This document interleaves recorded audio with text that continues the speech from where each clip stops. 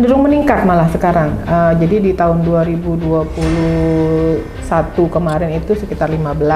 Di 2022 malah jadi 20. Di satu rumah, satu Jumantik kita terapkan dengan pelaporannya sistemnya dengan Google Form. Ini perdana di kami. Mudah-mudahan si penting ini adalah kolaborasi dalam penanggulangan stunting.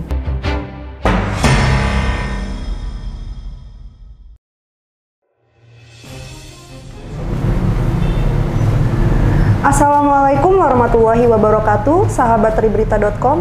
Maraknya kasus demam berdarah di Kabupaten Bekasi atau Aedes aegypti ini menjadi perhatian penting bagi pemerintah setempat. Di tahun 2022 ditemukan sekitar 667 kasus di Kabupaten Bekasi.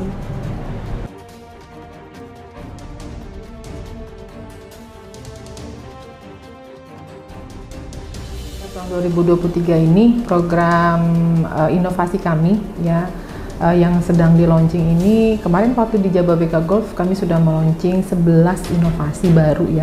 Salah satunya yang sekarang sedang gencar kami lakukan adalah inovasi labentik atau lemah abang bebas cetik. Yang melatar belakangnya adalah karena setiap tahun kami amati itu angka kejadian karena DBD itu tidak pernah zero ya, selalu ada dan bahkan memakan korban jiwa ya. Jadi ada beberapa yang sudah meninggal dan yang meninggal itu rata-rata balita. Ini sangat sedih ya sebetulnya ya. Jadi itu yang mendasari kami sehingga kami membuat inovasi ini. Nah, inovasi ini adalah inovasi yaitu satu rumah satu Jumantik yang sebenarnya ini adalah program dari Kementerian Kesehatan. Jadi satu rumah satu Jumantik. Satu rumah satu Jumantik ini konsepnya setiap rumah itu ada juru pemantau judik sendiri, yaitu jadi anggota keluarganya. Nah dari situ mereka setiap 2 minggu sekali, yaitu disepakati kalau kami ini tanggal 1 dan tanggal 15 melaporkan ke Pak RT atau koordinator labentiknya ini. Kemudian dari koordinator labentik melaporkan ke kami melalui via Google Form. Nah disitulah inovasinya sehingga kami bisa melihat memetakan berapa angka bebas detiknya atau ABJ-nya. Kalau di bawah 95% tanpa ada kasus itu langsung kita lakukan tindak lanjut, yaitu diantaranya adalah PSN atau pembatasan sarang nyamuk atau dengan fogging fokus. Jadi tidak mesti harus menunggu ada pasien DBD lapor puskes lalu kita semprot, tidak seperti itu. Jadi kita awasi dari awal, dari mulai jentiknya. Kalau jentiknya sudah nggak ada, pasti nggak ada nyamuknya. Kalau dengan menyemprot itu, fogging itu tidak menjadi pencegahan terhadap DBD. Karena apa? Kalau yang disemprot itu adalah yang mati nyamuk dewasa. Jentiknya masih ada. Nanti setelah 2 minggu dia akan menjadi nyamuk lagi. Kan tidak mungkin kita selalu menyemprot lagi kan tidak mungkin. Jadi kita lebih ke fokusnya adalah ke pemantauan jentik berkala. Dengan gerakan ini kami sudah memetakan ada 10 titik RW yang merupakan daerah endemis daripada nyamuk demam berdarah ini, dan kami sudah roadshow penyuluhan dan sosialisasi inovasi ini ke Jatireja dengan anak inovasi istilahnya ya. Kalau Jatireja itu Jabentik, Jatireja bebas jentik. Kalau Sertajaya Sabentik, Sertajaya bebas jentik. Kalau Jati Baru Babentik, Jati Baru bebas jentik. Kalau Karangsari Kabentik, Karangsari bebas jentik. Kami sudah roadshow di 10 titik dan alhamdulillah penerimaan dari masyarakat dan juga peran serta dari RT RW-nya luar biasa ya. Walaupun malam hari kami ke sana, mereka sangat antusias sekali dan memang tim kami pun siap ya. Jadi kalau penyuluhannya malam atau Pak RT Pak RW minta malam, kita siap ke sana. Dan kalau misalnya yang berkendala, misalkan bisa dengan Zoom, kita lakukan dengan Zoom. Sekarang dengan teknologi semua bisa gitu. Jadi mudah-mudahan ini sukses. Kita akan melakukan uji coba selama 3 bulan ke depan. Kita pertahankan ABJ atau angka bebas jentiknya di bawah 95%. Kalau sudah bertahan 95%, insya Allah tidak akan ada demam berdarah lagi dan memakan korban jiwa. Dan yang paling penting lagi, kalau ada demam lebih dari 3 hari, harus cek laboratorium. Jangan tenang-tenang saja, karena biasanya jamur demam berdarah itu Aedes aegypti dengan virusnya dengue tadi, dia tuh demam tinggi dulu 3 hari, kemudian turun, kemudian naik lagi. Di hari keempat kelima dia turun biasanya. Kalau turun itu tandanya udah mulai mau shock. Dan biasanya warga itu, panasnya sudah turun, udah sembuh, akhirnya sekolah segala macam ya, kerja dan sebagainya. Nggak taunya trombositnya sangat turun, lalu biasanya tidak tertolong lagi, meninggal. Jadi lebih baik kalau 3 hari demam langsung cek laboratorium. Itu sangat penting sekali. Mungkin itu kurang lebih inovasi lab bentik ini mudah-mudahan diberikan kesuksesan dan kelancaran sehingga masyarakat tidak ada lagi menjadi korban karena demam berdarah. Cenderung meningkat malah sekarang. Jadi di tahun 2021 kemarin itu sekitar 15. Di 2022 malah jadi 20. Dengan yang meninggal itu 3 orang gitu. Jadi ini yang menjadi keprihatinan gitu ya. Meninggalnya itu rata-rata karena salah tata laksana ya, jadi demam ya, kemudian diinfus di rumah gitu.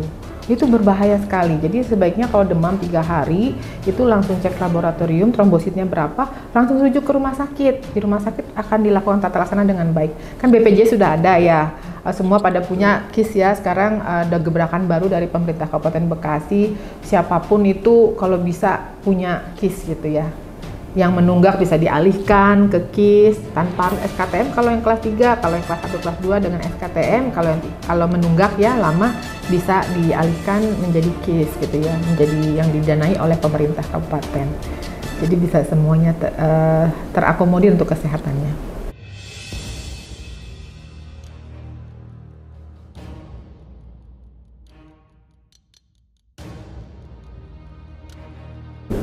Kendalanya itu adalah kurangnya pemantauan jentik tadi.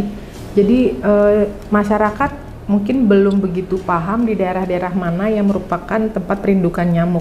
Jadi tempat perindukan nyamuk itu adanya paling sering kita temukan tuh di bawah dispenser, di yang tempat tetes-tetesan airnya itu. Itu di situ paling banyak. Kemudian di bak mandi sekarang mungkin udah mulai jarang, dan yang paling sering itu di atas atap itu, di atap genteng suka ada yang menggenang air bekas hujan, dedaunan itu di situ malahan.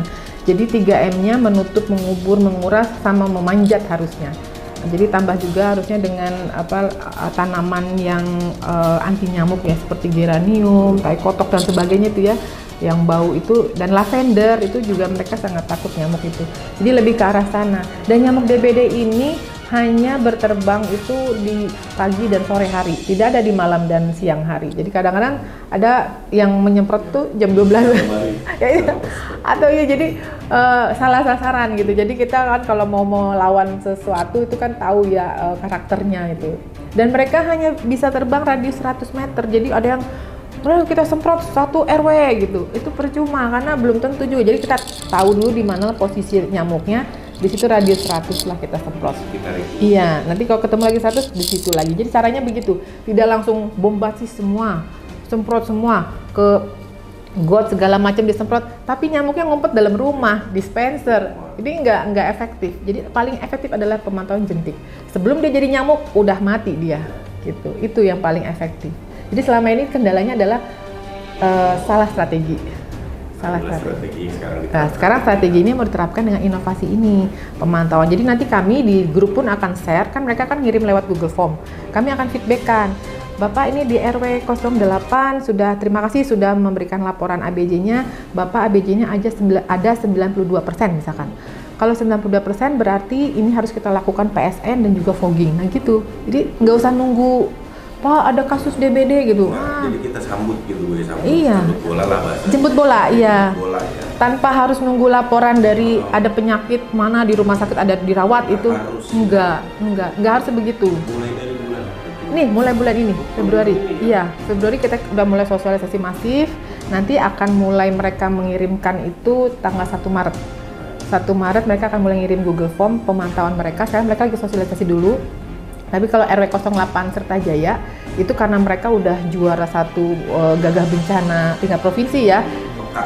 Memang udah pembinaan kita juga. Jadi mereka mulai 15 Maret tuh sudah bergerak, udah mengirimkan Google Form. Tapi sebelum mereka memang sudah aktif. Dasawismanya bagus gitu. Jadi harapannya.